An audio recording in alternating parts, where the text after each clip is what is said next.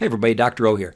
So I've been talking a lot about my fasting regimen and when I don't eat, but I've been getting a ton of questions about what I actually ate to lose 165 pounds. So just to review, I lost 49 pounds in 10 weeks, 101.2 pounds in 6 months, and 165 pounds in a year. And it's pretty awesome that I'm recording this video today because this is actually my 2-year anniversary of the day that I started.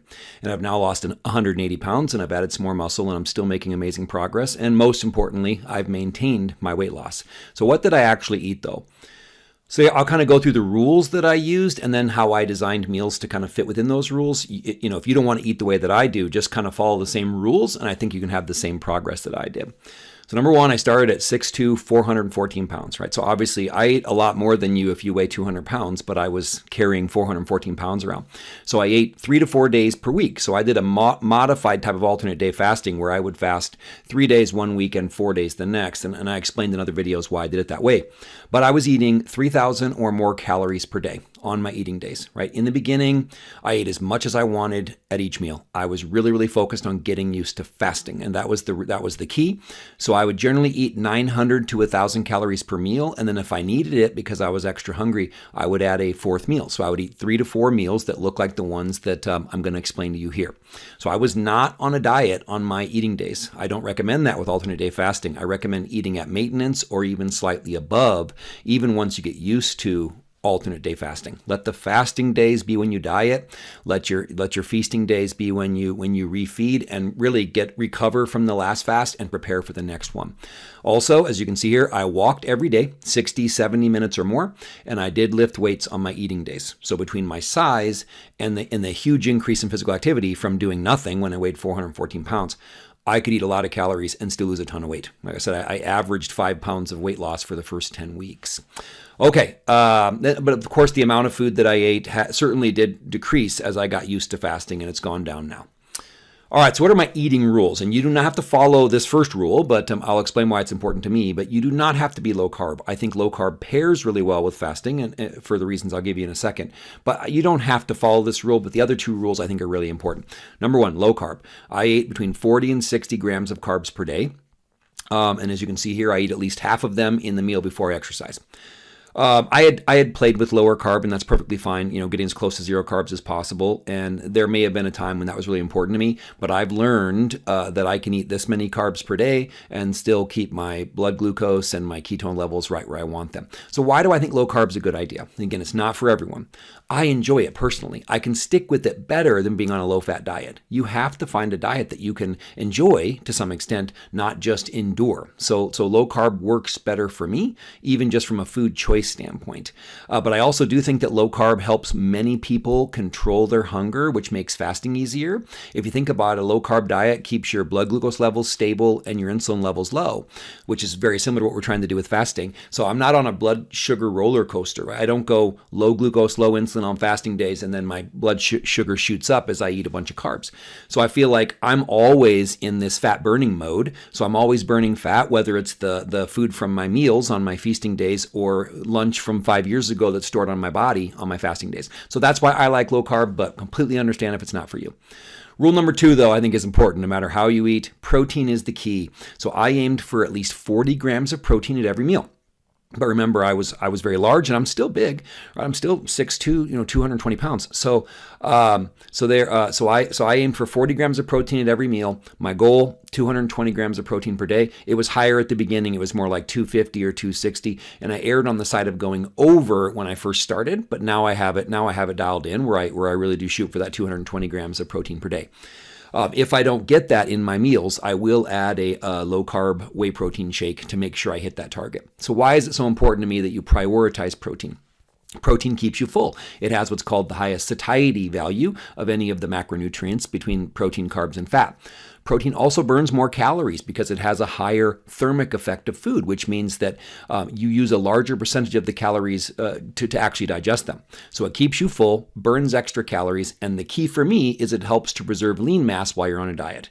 Your goal should be to lose fat as fast as you can without sacrificing any lean mass, without any muscle at all. So your protein goal should be be somewhere around that 1 pound of protein or 1 gram of protein per pound of body weight. That's a good goal to shoot for. If you're very overweight, like I was, then you can shoot for 1 gram of protein per pound of goal weight. That might be a safer target for you. Rule number 3 is fiber. For very similar reasons, for health reasons and for helping keep you full. 10 to 15 grams of fiber at every meal was my goal. My goal was to get 50 to 60 grams per day. And if I didn't, I would use something like Metamucil. I would use a psyllium husk powder to hit my fiber goal. So why? Fiber keeps you full. So that's obviously a really good reason. It keeps you regular, so you don't have any issues with constipation. But another really cool thing most people don't know about fiber, especially fiber like psyllium husk or what's known as soluble fiber, is it carries cholesterol out of your body. Your body squirts bile into your gut. Fiber grabs it and pulls it out of you so it can help lower your cholesterol. If you've watched the video about my health transformation, you know that I was able to lower my cholesterol by 107 points, while eating the diet that I'm talking about here. And I do think that trapping some of this cholesterol and carrying out of my body using fiber did play a big role. All right, so those are the rules. What did I actually eat? So a typical breakfast for me was scrambled eggs, quite a few of them, spinach just because I love veggies and I think I needed to get the fiber, avocado, and then maybe some leftover meat from the night before. So that would be like a basic typical breakfast for me. Remember, I said I'd be aiming for a 900 to 1,000 calorie meal. You would need to scale that based on how many calories you eat. Occasional breakfast treats, so I'll share some kind of exceptions to the rules as I go through it. I found these 0 net carb bagels on a website called Thin Slim Foods, no affiliation at all. I like their cinnamon one. They have a plain one too, but 90 calories, 0 net carbs, 14 grams of protein, lots of fiber. Just liked it. So these bagel, you have to enjoy your food too. These bagels, I would either put cream cheese or almond butter on them. So that was kind of an occasional breakfast treat. Also, my wife makes these really good breakfast burritos. So I would, she makes them for the family and they use regular tortillas because they're not on the same diet as me. But I use these Mama Lupe's 0 carb tortillas usually. There's also a Carb Smart tortilla that I know I've played with. There's lots of different low carb tortillas, but I would eat some of these. So they'd have scrambled eggs and breakfast sausage and a bunch of veggies in them. So that was another really good breakfast for me that I really enjoyed. The cool thing about my diet is I really enjoy everything I eat. There's not like a flavor explosion every time I eat, but I enjoy every meal. I'm not like sick of eating these things. I really do enjoy them. All right, so what's a lunch look like? Salad, bunch of greens with chicken, bunch of chicken, and then olive oil for the healthy fats, and then macadamia nuts. See, macadamia nuts I think are the best low carb nut out there. I really like them. They're kind of expensive, but good way to get some healthy fats. Then I really like this Good Culture. Again, no affiliation with anything here, but Good Culture cottage cheese. It's just if you don't have this in your area, just a lower carb cottage cheese. Basically, half as many carbs here as you'd find in a typical cottage cheese, and 19 grams of protein, which is pretty sweet. So that's what a typical lunch would look like. Lunch on the go, so a few days a week I'm gone during lunch, and if I'm eating, I use this keto bread. I just buy it at Walmart, but there's lots of low-carb breads out there as well, so I could make a low-carb sandwich or a wrap using those low-carb or zero-carb tortillas. So it might be, deli meat and cheese. I make this wrap that's a chicken bacon ranch wrap, so a little bit of cheese, a little bit of bacon, and then a bunch of chicken, and then some ranch that my wife makes, but those are some really good lunches on the go for me. And then here's another one I really like as well. We buy these at Costco. Again, I don't know if you have a Costco in your area, but just it's an apple and Gouda cheese chicken sausage, basically like a bratwurst type of thing that I could eat just as is, or put them on a wrap, or put them on the low carb bread. So you might have to find something else in your area, but similar, just a type of thing. Pretty easy thing to eat for lunch. And then what's a typical dinner look like? Just meat and veggies, right? That's basically what most meals are. I might add a low-carb bread or a tortilla or something, but I'm mainly eating meat and vegetables. So steak, salmon, chicken, and then I might also use those tortillas. You see, I really like them. They're also higher in protein and higher in fiber and low calorie. Some of those normal tortillas are like 200 calories. It's just, way too many. But so I might do soft shell tacos with either ground beef or chicken, those types of things. But then lots of veggies. You see broccoli, asparagus, kale, lettuce, peppers. You see here, my family really loves vegetables, which is great. But so looking here, I just wanted to show you that we have a garden in our backyard. So we grow a bunch of our vegetables. We buy the rest of the store. And then we do have a hydroponic garden inside for the winter. I live in South Dakota, so we definitely don't get to garden year round. All right, what's an occasional dinner treat? So this would be, every couple months. Also from that Thin Slim Foods website, They have zero carb pizza crust. You see here, low calorie, zero net carbs, high protein, lots of fiber. So we make like a low carb pizza. So some pizza sauce that's pretty low carb, a bunch of meat, a bunch of veggies, some cheese, and that's a really nice treat every once in a while. Just take a break from just the typical dinner or supper. So what do I drink? I've had this question as well. So first of all, I drink a lot, like whether I'm dieting or not, whether I'm fasting or eating, I'm constantly drinking, right? I always have a water bottle with me. Of course, when I was 414 pounds, I always had a soda with me. So that was one of the big changes I made.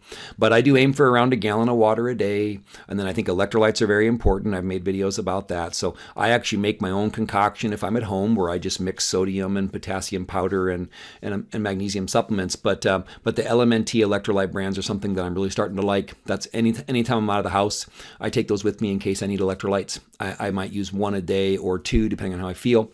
I do have coffee, and then I have tea in the evening, no decaffeinated or no caffeine tea, because I think that impacts my sleep a lot. So coffee and tea, those are both good. Even with clean fasting, they actually both can accelerate autophagy, which is one of the health benefits of fasting. So I don't think many people would have a problem with that.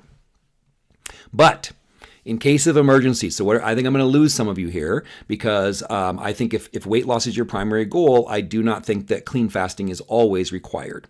So things like chicken broth, sugar-free gum, diet soda, these are things that I think that many people can get away with, and it's totally cool if you don't want to.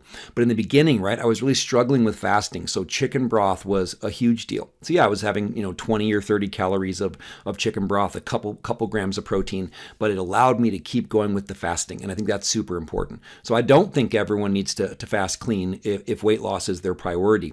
You're going to read in some books and you're going to read online that things that make it sound like a diet soda or a piece of gum will ruin your fast, but I don't see it that way when I look at the research or in my personal experience. So I'll dive into the science later. I've looked at 40 studies recently about artificial sweeteners and glucose and insulin, not saying they're healthy at all, but I'm having a really hard time seeing how they're going to cause major changes in insulin levels or glucose. But we'll come back to that.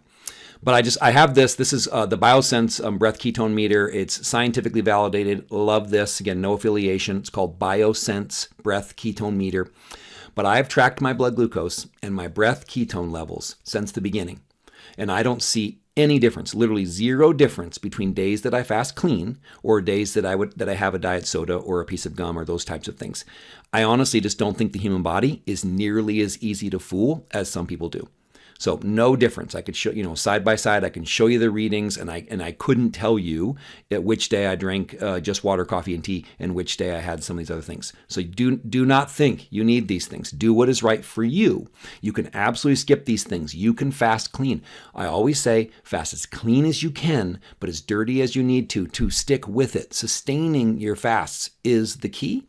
I'd rather you have a piece of gum and stick to your fast than give up, right? So will a piece of gum slow down your progress? I honestly don't know, but I know that quitting will. So keep that in mind. So what does my maintenance diet look like? So I got here, lost 165 pounds. Literally a year ago today was when I weighed in, and I was down 165 pounds. My diet hasn't changed much at all, right? I basically just eat more meals. So the meals look the same, even their size is the same. So I just scale up or down how many meals I eat in a week if I'm trying to gain weight or lose weight. So this is why I love fasting, right? I just don't have to change what I eat. My maintenance diet basically looks like my weight loss diet. I just add in a few more meals throughout the week to maintain my weight. I do have periods where I actually do add calories. So I'm focused on performance. I'm focused on building muscle, right? I've gained at least 15 pounds of muscle, and I've gotten much, much stronger over the last couple of years.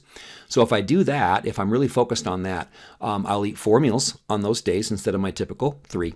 And then I will, so I'll increase my calories and increase my carbs a little bit, just a little bit. I basically will add a smoothie with almond milk and frozen berries and yogurt and some whey protein. I'll add that smoothie 1 hour before I train. But that's basically it. So my maintenance plan, very, very similar to what I was eating in the beginning. All right, there you have it. I absolutely hope this helps. Please ask questions. Let me know what else you need to hear. All right, I want you to succeed. So I hope this video helped. Have a wonderful day. Be blessed.